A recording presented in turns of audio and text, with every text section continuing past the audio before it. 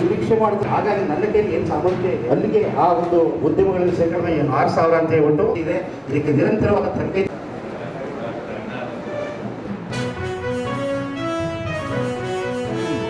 ನಮ್ಮಲ್ಲಿ cold storage ಇಲ್ಲ. Cold storage ಬೇಕು ಅಂದ್ರೆ ನಾವು ಹಿಂದೂಪುರಕ್ಕೆ ಹೋಗ್ಬೇಕು, ಇಲ್ಲ ತಮಿಳ್ನಾಡಿಗೆ ಹೋಗ್ಬೇಕು.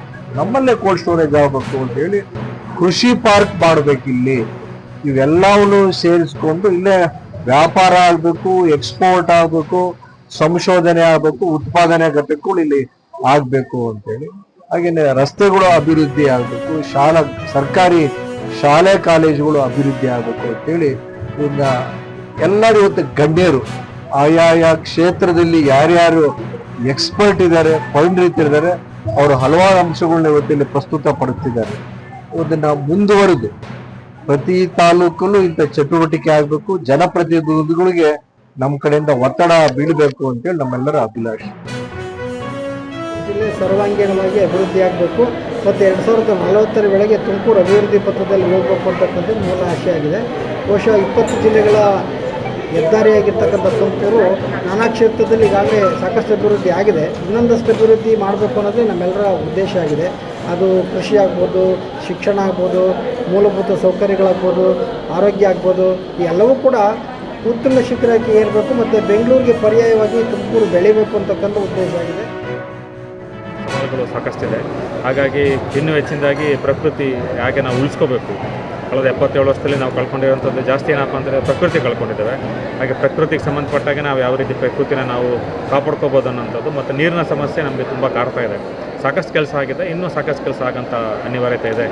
ಹಾಗಾಗಿ ಈ ಎಲ್ಲ ನಿಟ್ಟಿನಲ್ಲಿ ಇನ್ನೊಂದು ನಮ್ಮ ಉದ್ಯೋಗ ಕೈಗಾರಿಕೋದ್ಯಮಗಳನ್ನ ನಾವು ಯಾವ ರೀತಿ ಜಾಸ್ತಿ ವಾತಾವರಣ ಪರಿಸರನ ನಿರ್ಮೂಲನೆ ಮಾಡ್ದಲೇ ಅದನ್ನು ನಾವು ಕಾಪಾಡೋಂಥ ರೀತಿಯಲ್ಲಿ ಯಾವ ರೀತಿ ಇದೆ ಅಂತೇಳಿ. ಸೈನಿಕರಿಗೆ ಸೇರ್ತಕ್ಕಂಥದ್ದು ಕೊಡಗು ಜಿಲ್ಲೆ, ಅದು ಬಿಟ್ಟರೆ ಬಿಜಾಪುರ ಜಿಲ್ಲೆ. ಅವರು ಬಡತನದಿಂದ ಸೈನ್ಯಕ್ಕೆ ಸೇರ್ತಾರೆ ಅಂತ ಅಲ್ಲ, ಒಂದು ಬಡತನ ಅನಿವಾರ್ಯವಾಗಿರ್ತದೆ. ಆದರೆ ಬಡವರಾದವರೆಲ್ಲರೂ ಸೈನಿಕ ಸೇರಲ್ಲ, ಅಥವಾ ಶ್ರೀಮಂತರು ಯಾರೂ ಸಹ ಸೈನಿಕ ಸೇರಲ್ಲ. ಸೈನಿಕ ಸೇರೋ ಉದ್ದೇಶ ಏನು ಅಂದರೆ ಅದು ತನ್ನ ಮಾತೃ ಧರ್ಮದ ರೂಪದಲ್ಲಿ ಬರುತ್ತೆ, ಅವರ ಮನೆಯ ಪ್ರತಿಕ್ಷಣ ಬರುತ್ತೆ. ನಾನು ತುಮಕೂರು ಜಿಲ್ಲೆಯ ಪರವಾಗಿ ಹೇಳಲಿಕ್ಕೆ ಇಷ್ಟಪಡ್ತೀನಿ, ತುಮಕೂರು ಜಿಲ್ಲೆ ಇರ್ತಕ್ಕಂಥ ಮಕ್ಕಳಲ್ಲಿ ರಾಷ್ಟ್ರ ಪ್ರೇಮವನ್ನು ಜಾಗೃತಗೊಳಿಸಬೇಕು. ಯಾವ ಸಮಸ್ಯೆ ಇದೆ ಅನ್ನೋದು ಕುರಿತು ಏನು ಚರ್ಚೆಯನ್ನು ಮಾಡ್ತಾ ಇದ್ದಾರೆ ಒಳಗಡೆ. ಏನು ಈಗ ವಿದ್ಯಾಭ್ಯಾಸ ಅಂತ ತೊಗೊಂಡ್ರೆ ಇಲ್ಲಿ ಹೇಳ್ತಾ ಇರೋದೇನು ಅಂತಂದರೆ ಎಲ್ಲ ಮೆಡಿಕಲ್ ಕಾಲೇಜ್ಗಳಾಗಿರ್ಬೋದು ಅದು ನಮ್ಮ ತುಮಕೂರಿನಲ್ಲಿ ಆಗಬೇಕು, ಮತ್ತು ಕೆ.ಬಿ. ಕ್ರಾಸ್ ಅನ್ನೋ ಒಂದು ಸ್ಥಳದಲ್ಲಿ ಮೆಡಿಕಲ್ ಕಾಲೇಜ್ ಆಗಬೇಕು, ಮತ್ತು ಇಂಜಿನಿಯರಿಂಗ್ ಕಾಲೇಜ್ಗಳಾಗಬೇಕು, ಡಿಪ್ಲೊಮಾ ಕಾಲೇಜ್ಗಳು ಸರ್ಕಾರಿ ಕಾಲೇಜ್ಗಳಲ್ಲಿ ಒಂದು ಪ್ರತಿಷ್ಠಾಪನೆಯನ್ನು ಆಗಬೇಕು. ಅದರಿಂದ ಎಷ್ಟೋ ಮಕ್ಕಳಿಗೆ ಫ್ರೀ ಉಚಿತವಾಗಿ ಶಿಕ್ಷಣ ಸಿಗುತ್ತೆ ಅನ್ನೋದು ಒಂದು ನಿಟ್ಟಿನಲ್ಲಿ. ಮತ್ತು ಇನ್ನು ಕೃಷಿ ವಿಚಾರ ಅಂತ ಬಂದಾಗ ನೀರಾವರಿ ಸೌಲಭ್ಯ ತುಂಬ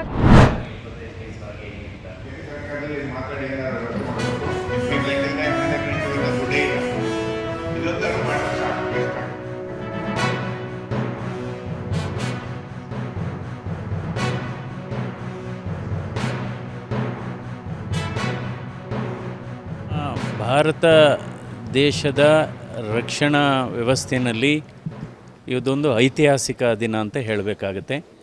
ಯಾಕೆಂದರೆ ಈಗ ಮೊನ್ನೆ ಪಾಲ್ಗಾಮಲ್ಲಿ ಸುಮಾರು 26 ಜನರನ್ನು ಅವರು ಕೊಂದಿದ್ದಾರೆ ಭಯೋತ್ಪಾದಕರು. ಅದಕ್ಕೋಸ್ಕರ ಇದು ಕೇವಲ ಪಾಲ್ಗಾಮಿಗೆ ಮಾತ್ರ ಸೀಮಿತ ಆಗಲ್ಲ, ಇದು ಅಂತಾರಾಷ್ಟ್ರೀಯ ಮಟ್ಟದ ಭಯೋತ್ಪಾದನೆಗೆ ಪ್ರೇರಣೆಯಾಗುತ್ತೆ. ಸೊ ಅದರಿಂದ ಅವರಿಗೆ ತಕ್ಕ ಪಾಠವನ್ನು ಕಲಿಸಬೇಕಾಗಿದೆ. ಭಯೋತ್ಪಾದನೆಯನ್ನು ಸಂಪೂರ್ಣ ನಿರ್ಮೂಲ ಆಗಬೇಕಾಗುತ್ತೆ. ಆ ಹಿನ್ನೆಲೆಯಲ್ಲಿ ನಮ್ಮ ನೆಚ್ಚಿನ ಪ್ರಧಾನಮಂತ್ರಿಗಳಾದಂಥ ನರೇಂದ್ರ ಮೋದಿಯವರು ಕಳೆದ 12 ದಿವಸದಿಂದ ನಿರಂತರವಾಗಿ ಮೀಟಿಂಗ್ ಮಾಡ್ತಾ ಇದ್ದಾರೆ. ಕ್ಯಾಬಿನೆಟ್ ಕಮಿಟಿ ಆನ್ ಸೆಕ್ಯೂರಿಟಿ ಅಂತ ಇರುತ್ತೆ. ನಂತರ ಎಲ್ಲ ನಮ್ಮ ಆರ್ಮ್ಡ್ ಫೋರ್ಸಸ್ ಮುಖ್ಯಸ್ಥರ ಜೊತೆ ಎಲ್ಲ ನಿರಂತರವಾಗಿ ಭೇಟಿ ಮಾಡಿ ಹಂತವಾಗಿ ತೀರ್ಮಾನವನ್ನು ತೆಗೆದುಕೊಂಡಿದ್ದಾರೆ.